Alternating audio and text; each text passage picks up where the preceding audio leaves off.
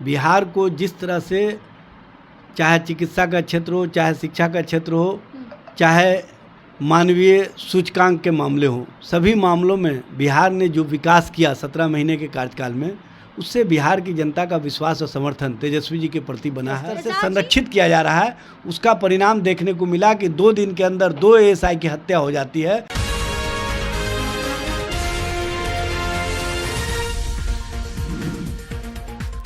नमस्कार, आप देख रहे हैं न्यूज़ सिटी और मैं हूं आपके साथ निधि सिंह।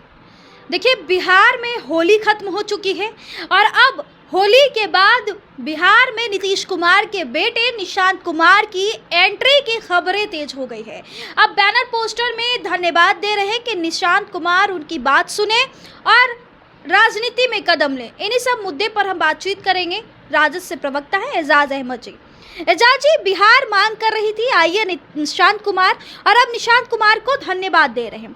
क्या आपको लगता है निशांत कुमार को इस बार भावी मुख्यमंत्री के तौर पर देखा जाएगा? देखिए, एक बात समझ लीजिए, बिहार की जनता, बिहार के लोगों का विश्वास तेजस्वी जी के नेतृत्व के प्रति है।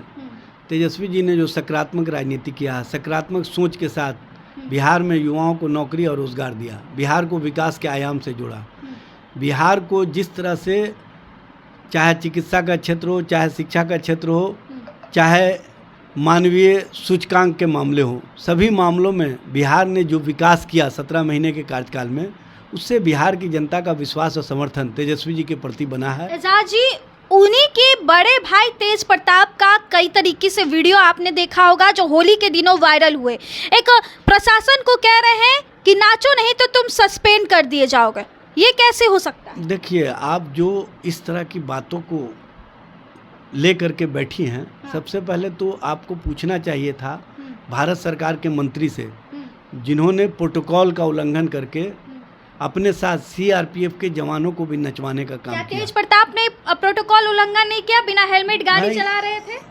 तेज प्रताप जी के संबंध में मैं बता देना चाहता हूं कि जो परसेप्शन खड़ा किया जा रहा है, उस परसेप्शन में कोई दम नहीं है।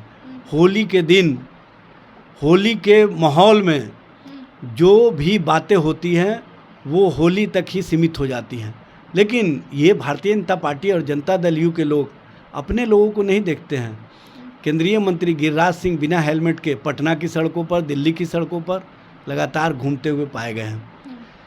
भारत सरकार के मंत्री नितिन गडकरी जी बिना हेलमेट के मुंबई की सड़कों पर, दिल्ली की सड़कों पर लगातार पाए गए, लेकिन उन पर कोई कानूनी कार्रवाई नहीं होती है, उनका कोई चालान नहीं काटता है। दोहरी सोच और दोहरी चालान भी सोच समझकर काटा गया भाई, दोहरा पैमाना अपनाया जाता है इस देश में। विपक्षी दलों के लिए अलग कानून, सत्ता पक्ष के लिए अलग कानून। आप देख लीजिए न, जनता दल यू के कुचाय कोट के एमएलए सरेआम रिवाल्वर लहरा रहे हैं, उनके साथ वाले लोग हथियारों का प्रदर्शन कर रहे हैं, उन पर कोई कार्रवाई नहीं हो रही है।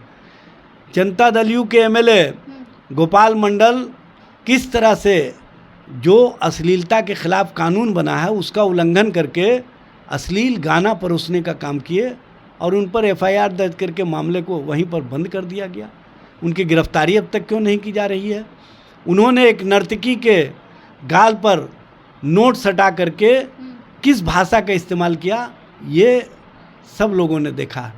इनके जनता दल यू के एमएलए अमन हजारी शराबबंदी कानून का किस तरह से उल्लंघन कर रहे हैं, उस पर कोई कार्रवाई नहीं, कोई एक्शन नहीं। तेज प्रताप ने, आपने वो वीडियो देखा होगा जब नीतीश कुमार के आवास के बाहर वो चिल्ला रहे हैं पलटू कुमार। यह कहां से सही? ये नीतीश जी के घर के सामने का मामला नहीं है, उन्होंने अपने क्वार्टर के सामने और क्या बात कहा, ये उन्होंने कहा कि किसी और ने कहा, चूंकि उनके साथ बहुत सारे लोग थे, लेकिन जो परसेप्शन की राजनीति मीडिया के माध्यम से परोसा जा रहा है और कहीं ना कहीं भारतीय जनता पार्टी और जनता दल यू के लोग, जो बिहार में अपराध का ग्राफ बढ़ गया है, जो बिहार में अपराधियों को पूरी तरह से सरकार के स्तर से संरक्षित किया जा रहा है, उसका परिणाम देखने को मिला कि 2 दिन के अंदर 2 एएसआई की हत्या हो जाती है।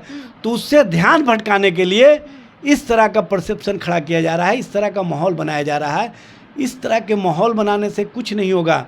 सच्चाई तो ये है कि वारसलीगंज के एमएलए के पति अखिलेश सिंह खुलेआम एक व्यक्ति को गाली देने का काम करते हैं, रिवाल्वर लहरा करके उनके घर तक जाने का काम करते हैं और उनको खोजने का काम करते हैं। किस तरह का आप पैमाना प्रस्तुत कर रहे हैं, किस तरह का आप बिहार में परसेप्शन खड़ा कर रहे हैं।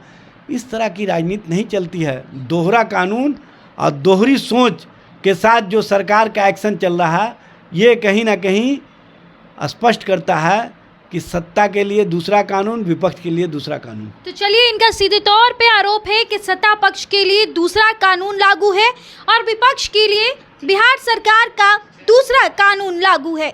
इस रिपोर्ट में अपनी प्रतिक्रिया जरूर दीजिएगा। बहुत बहुत धन्यवाद।